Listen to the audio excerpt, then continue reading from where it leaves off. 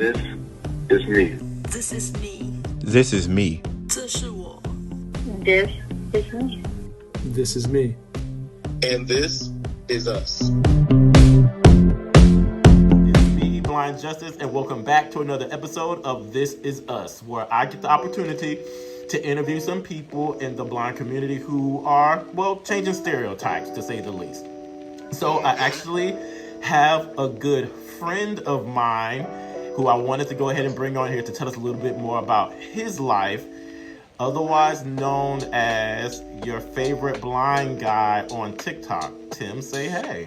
Hello, everyone. Just like Dom said, it's Tim the Blind. Like, hey, it's Tim the Blind, your favorite blind guy. So, yeah, that's me. So, yeah, I'm glad to be here, Dom. Thanks for bringing me on. Yeah, right back to you, man. Oh, thank you. So, we're going to go ahead and do the regular formalities. So, if you can, real quick, tell me your name, your age, and where you're from. Gotcha. So, my name is Tim Olukanni. And honestly, for the people out back who want me to say my full name is Precious Oluwawachimile. So, yeah, Olukanni. I know it's a mouthful. So, let's just keep it short and brief for those people. And, I just stick to Tim Olukanni. My age is 22. Yes, I'm 22, so, yeah, wonderful age to be alive, for sure. Yeah, those are the only questions you asked me so far, so there you go. Oh, and where you're from? Okay, there you go. I'm from Atlanta, Georgia. I'm a Grady baby, if you know, you know. Okay. So, yeah, I was born in Grady Hospital, so, yeah, Atlanta, Georgia. That's where their eye condition and exactly how much can you see?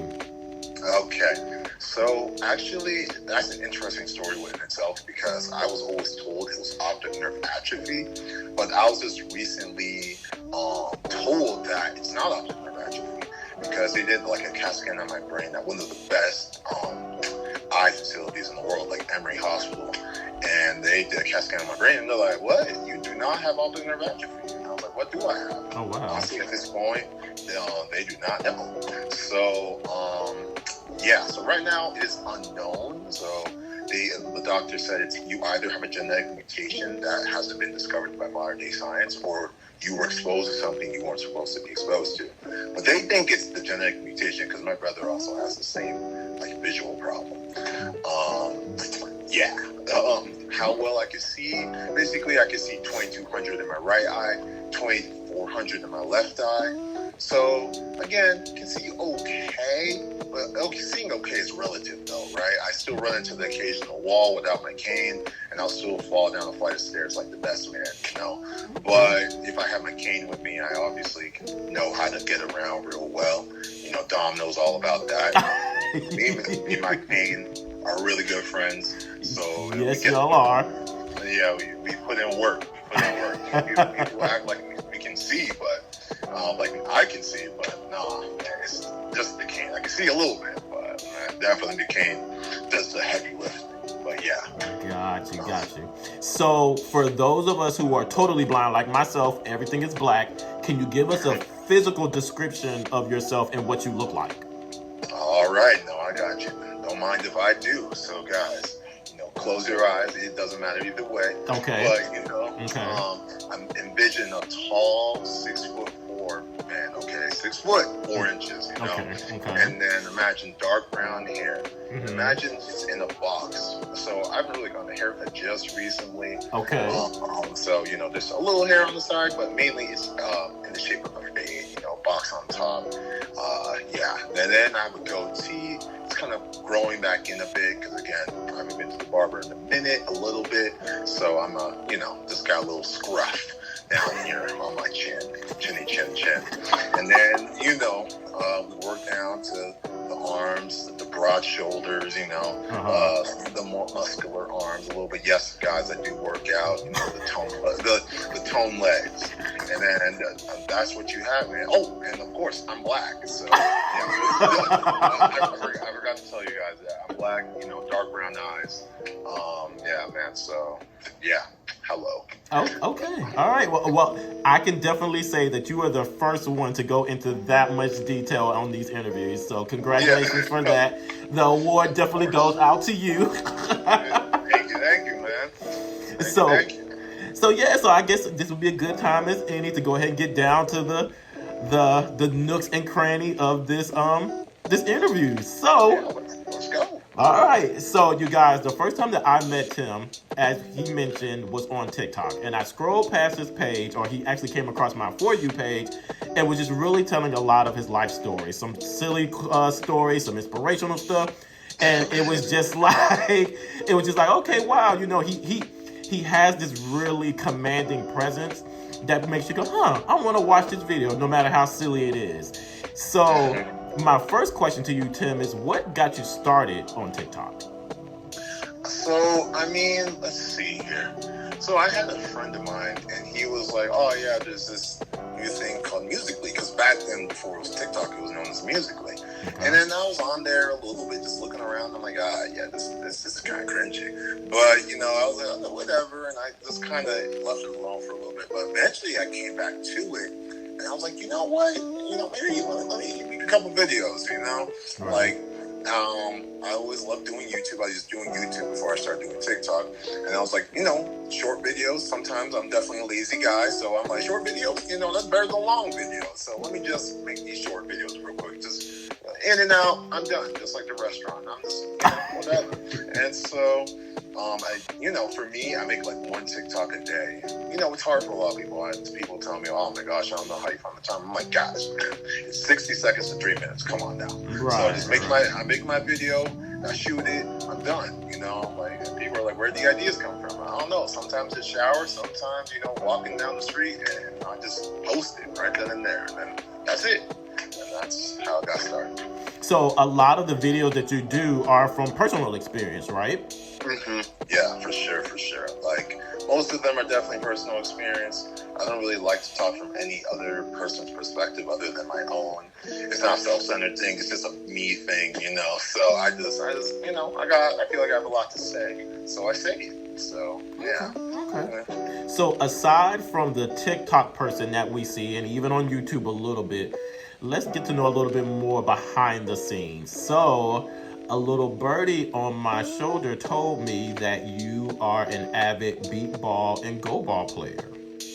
Yes, now this is very true. So actually, I've been playing beat baseball for about a year now, actually. And I love it dearly. It's an amazing sport. I'm telling you guys. When I walk down the street with a bat on my right hand and a cane on my left hand, I do this the other way around because I'm not ambidextrous. I'm just right-handed. Okay. But people will see me, and people will be like, what you doing with that bat? I'm like, I'm about to go play some beat baseball. If you want to come with? They're like, sure. But yeah, no, I mean, just being a blind person and always being told that, you know, you can't do this or that, especially like, you're never going to be caught dead in playing any type of baseball. And then for you to actually be playing baseball, it's like, it's just crazy. Like, how can that even be possible? But it is. Like, I do it, like, every weekend. Right. So, that's super fun. And, it's a really fulfilling sport. You meet different people from all different walks of life. And then same for goalball. I just got into goalball, actually. So I'm about to go to my first goalball tournament. It's here in Atlanta, so you want to come out and support, you know where it's, well, you don't, but I'll tell you later. But yeah, it's going to be here in Atlanta in a couple weeks, actually. But yeah, that's going to be my first goalball tournament. But I just got into goalball. I originally actually started off with goalball. Like, I hadn't started to be baseball then, but it just didn't fit me at the time. And I was like, I think I'm good. And I left it alone for a year. And in that time, I found baseball. And then I circled back, and I was like, you know what? I'll give goalball another chance. And so far, I'm loving it. I don't know what was going through my head. When I was younger, I think it was just puberty or something. I don't know. But yeah, but now I'm back, and I think I'm here to stay. So yeah. So, because I believe that there's no such thing as a stupid or silly question, how would you explain how beat baseball works to somebody who's never heard of it and never seen it played before? Of course, that's perfectly fine. So this is how it's done. Let's start with the batter. So first, let's say, well, the batter and the pitcher. First, the pitcher's on your team, because in actual baseball, the pitcher's against you. And let's just be completely honest. You know, if the pitcher wasn't on your team, we would be out there all day because no one would hit nothing. Because, I mean, come on now. It doesn't wouldn't be at that. Right. So the pitcher and the batter start to learn, you know, the timing, learn like how the pitcher learns how the batter swings and everything. And then eventually it becomes a beautiful thing, a beautiful moment where eventually the pitcher throws the ball and that blind person smacks the ball with that bat. And now let's just start by explaining the game. So after all that's figured out, basically the batter, after hitting the ball, he runs to either first base or third base. So there's one base on the left, one base on the right. Both of these bases are 110 feet away. So when you hit that ball and you run to the base, that starts beeping, beep, and you start running towards that base. And if the other team who is on the field, like out on the outfield, they're trying to get the ball. They're trying to get you out. And so if you're able to get to the base, which is basically a big foam hole, you run into it, and if you get to it before the other team finds the ball, then you're safe. But if the other team is able to successfully find the ball, pick up said ball, put it away from the person's body, and scream ball before you get to the base, then you're out. So that's basically how you play beat baseball. I assume you want me to go into go ball as well. So go ball is a lot simpler as well. Basically, you just have three people on each side of the court, and you have one decently sized ball, and you're basically rolling it to each other. And the way you win is like if you get it past the three people. And the way you would block is that you quickly lay down and you try to block the ball with your body. And that's how you play go ball. So these particular sports I know are really kind of synonymous with the blind community. So how many teams, how serious is this beat baseball and go ball? I mean, I'll definitely say it's pretty serious. Like, people love it. Like, I mean, the World Series is coming up, where you have blind people from all over the world coming to play beat baseball. Oh, wow. And then for go ball, like, I mean, literally for this Atlanta tournament, we have like 36 teams that are coming just for the Atlanta tournament. Like, this is just a regional tournament. This is not even the national one. And I dare say probably the national is going to have, a lot more than that.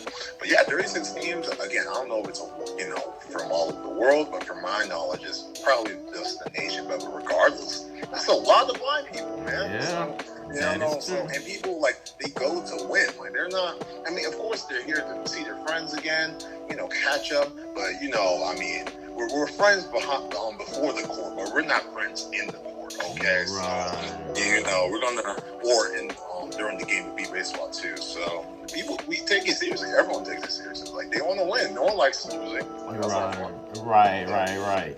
So, for somebody who may be interested in joining a beat baseball or go ball team, exactly what would they do? Where would they look? Who would they contact?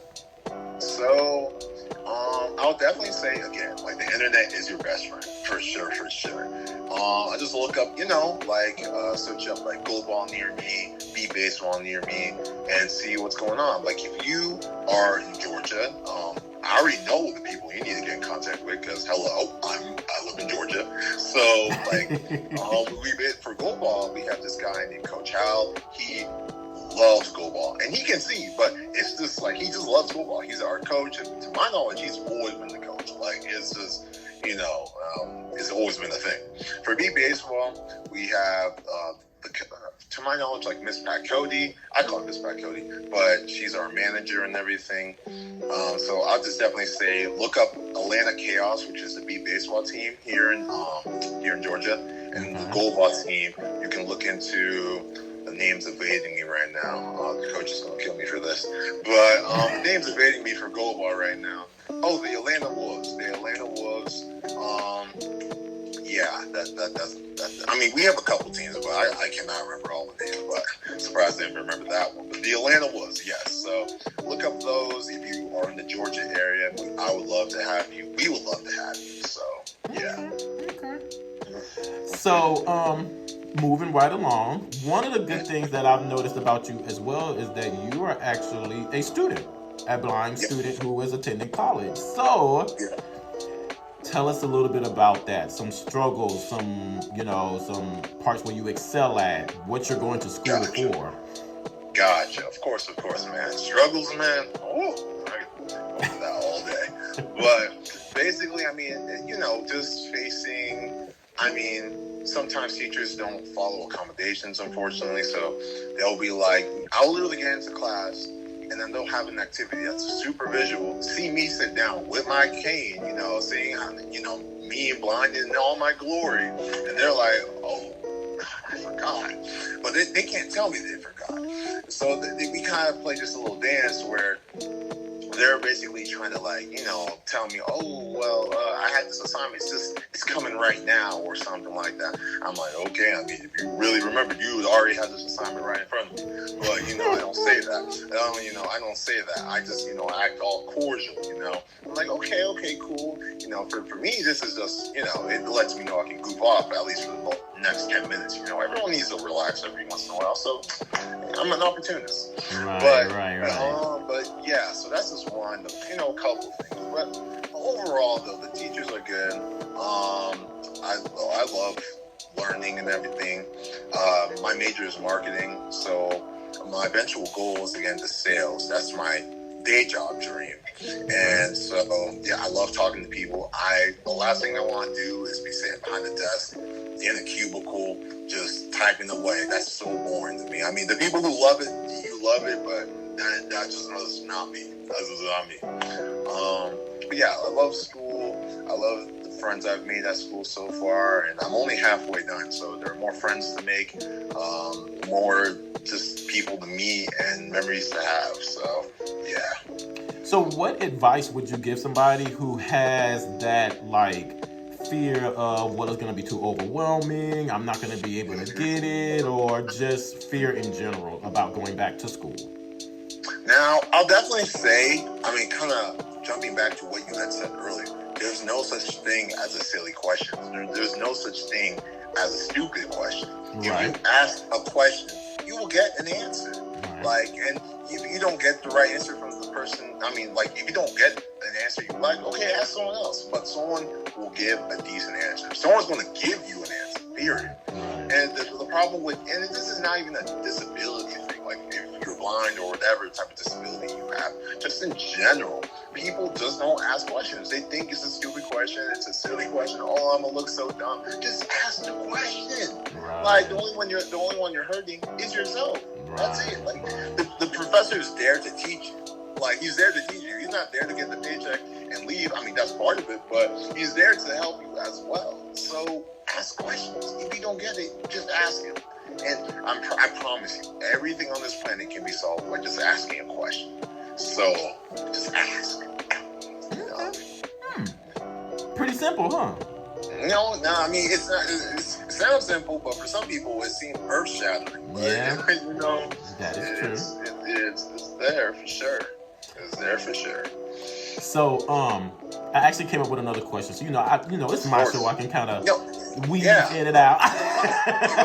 Keep it coming, man. I'm here for you. So I know that, and if we all didn't know this by the way you pronounced your last name, that you actually are a first generation Nigerian. Okay. So being in America, and I'm sure that you've probably gone back maybe once or twice, what are some of the biggest differences that you can see from life in America to life in Nigeria? So I'll definitely say, here, and I feel like people have just heard this even about different countries as well in comparison to America. Here, it's all about the individual. It's definitely all about the individual. Work, make your money, live your life, and you only need to care about yourself. But in Nigeria, it's so different. I'm cement this by telling the story real quick. So, I was in Nigeria, and I'm not gonna lie, man, the water wasn't working. Okay, I'm just not gonna lie, the water wasn't working. So Okay. I'm getting sick. You know, I'm going through it. Let's just keep it like that. No one needs to graphic details, but I'm going through it. And so I'm going through it for a while and everything. And I remember I was like, I don't know, I was like on a couch or something like that. And I was just, going through it again. And so the door was open, and I guess I was being pretty loud, right? Someone comes in, right? And she says, are you okay? I'm like, that doesn't sound like my mom. That's certainly not my brother, and that's not my uncle's.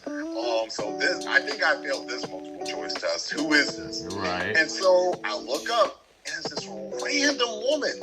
And I'm like, I'm sorry, but who are you? She's like, I'm a neighbor, and I literally just heard the noise, and the door was open, and I just wanted to check in on you. I'm like, okay. And then she's like checking, like, just putting her hand over my forehead and everything, and being like, okay, I think you'll be okay. Do you need anything right now? And I'm just, in my head, I just don't trust her. Are you trying to kill me, woman? Like, what are you doing? Like, I'm just freaking out.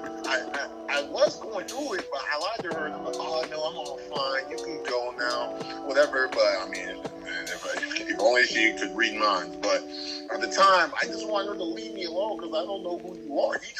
You're literally admitting you broke into my house, basically. But that happened. But I later learned from my mom. She was one of my mom's friends. But even regardless, that was the first time I met her, and that's the first time she met me.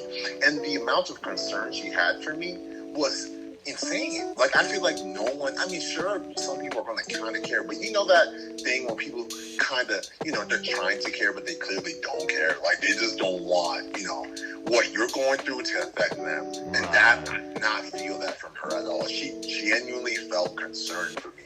And that was the first time I met her. That was the first time I met her. I never met her a day in my life. So, definitely over there, and I say that all to say, to cement that in Nigeria, it's all about the collective group. Like, everyone cares about each other. We're all struggling, so let's struggle together. Let's help each other out when we can. So, yeah. And I feel like that situation would never have happened in America, or at least not to the same extent. Like, maybe if it was your friend, but just a random stranger, no. Like, someone might have called 911, but they would never have, like, come and check on you like that. So, yeah. Yeah, I can definitely agree with you. I definitely think to some degree, we definitely live in a time now where it's about self. And if nothing else, self before others. And so I think, and it was very telling when you said what you said earlier, when you were telling the story, about how it was like to see the woman come in and you're like, wait a minute, what's going on? Like, what are you about to do to me? So I think in many ways we've gotten conditioned to believe that it's supposed to be about me. And then when people step outside of that box, it's foreign to us. So I think that that's commendable. I think more people should be like that. But, Same. You definitely deal with different circumstances and different times and all of that jazz and stuff like that. Yeah. So. But I definitely thought I wanted to throw that out there before I moved on to my favorite part. Everybody, Tim has had the opportunity and one of the first people on TikTok to actually hang out with the Blind Titans in person. Yeah. So, one of the beauties, and for those of you guys who may not necessarily know about the Blind Titans, I myself am a Blind Titan. It is a group of fellas who actually met up on TikTok and really have just started to, document their journey and share their story and act silly and really just kind of inspire everybody. And we decided that in the beginning of April, we were all going to meet for the first time in the city of Atlanta, Georgia. Well, how could we meet without letting Tim come to represent for the city of Atlanta, Georgia? So my first question to you, Tim, is what was it like meeting each of the Blind Titans in person and hanging out with them? So I definitely say it was definitely very interesting, to say the least. I met a guy, who was taking a long time to get ready. I met, someone, like a couple other people. Literally, I met with this one guy who the first thing he told me was like, "You're not that tall." I'm like, "Oh, okay. I think I'm in the right place." place. Okay, you know, I meet all these different people with all these different, unique, lovable personalities, and I'm like, wow, man, this is a real thing. Okay, this is very interesting. Okay, I gotta love it, man. I gotta love it. So definitely, I felt like it was a good time. Like, I loved being there and everything. I would have loved to stay longer, but again, at the time, I was busy with school, and school was kicking my butt a little bit, to say the very least. So I had to leave early a little bit. Okay. But yeah, no, while I was there, it was a lot of fun. Like, these people definitely are interesting people, for sure, in a very good way. Like, I mean, I had fun. I think they had fun with me as well, and we got along. So yeah. Okay. And so, you know, I gotta ask it, what was your favorite part with the time that you spent with the Blind Titans? Let's see.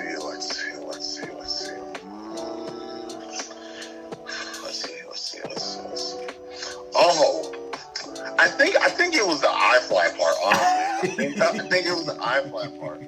I mean, Dom can tell you about it. Everyone, I was a kid in the candy store. I'm not gonna lie to you. Like, I mean, Dom and Irv can tell you all about it, man. Like, I don't know. Like, it was just the vibe. Like, I remember when Dom got out, man, this man was shaking like a leaf. But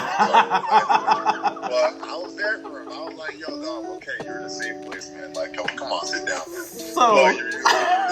But just, it was so interesting. Like, I don't know. Like, doing the high fly itself, like indoor skydiving for people who do not know. Yeah. But yeah, us blind people want to go indoor skydiving. I mean, you can do it too. Anyone can do it. I mean, even if you have any disability under the sun, they accommodate. Yeah. Like, they accommodate, okay? Like, it doesn't matter. Like, I literally asked them, have you ever had any blind people here before? They're like, of course. Like, what do you take us for? And I'm like, oh, okay.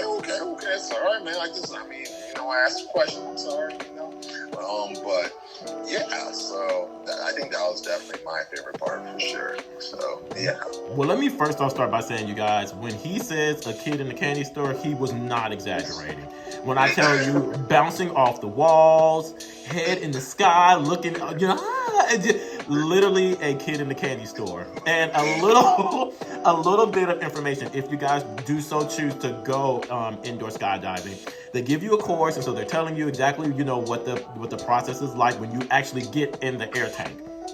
So first off, keep in mind, the instructor is standing vertical while you are laid out horizontal. Tim is already a big guy. Like you guys heard, he is 6'4". I want that to settle in. I'm only 6 foot.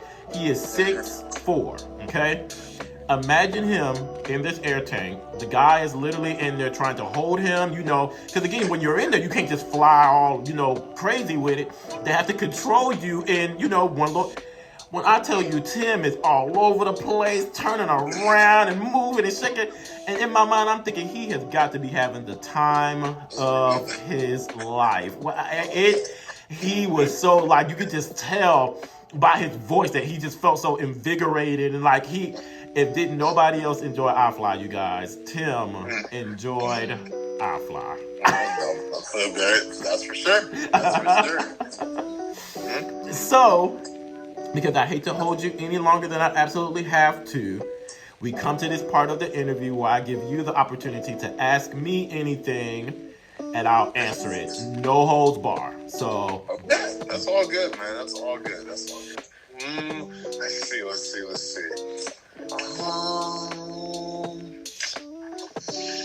I'm scared, y'all. I'm scared. Let's go with. My cheeks are shaking. All right, man. Okay, I just got a very random one for you, man. Okay. So, I got you, man. How many push-ups do you think you can do? Right now? Yeah, man.